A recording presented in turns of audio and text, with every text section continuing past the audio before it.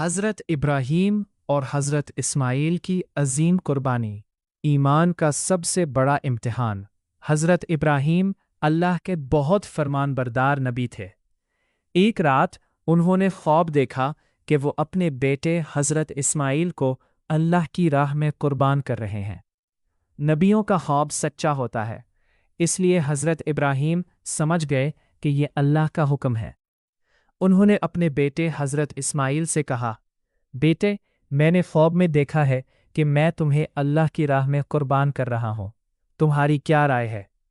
حضرت اسماعیل نے صبر اور ایمان کے ساتھ جواب دیا، ابا جان، جو اللہ کا حکم ہے وہ کر دیجئے، انشاءاللہ آپ مجھے صبر کرنے والوں میں پائیں گے۔ جب دونوں اللہ کے حکم کے سامنے جھک گئے اور حضرت ابراہیم نے اپنے بیٹے کو قربان کرنے کے لیے لٹایا، تو اللہ تعالیٰ نے جبرائیل کے ذریعے ایک دمبا بھیج دیا اور فرمایا کہ ابراہیم نے اپنا خواب سچا کر دکھایا۔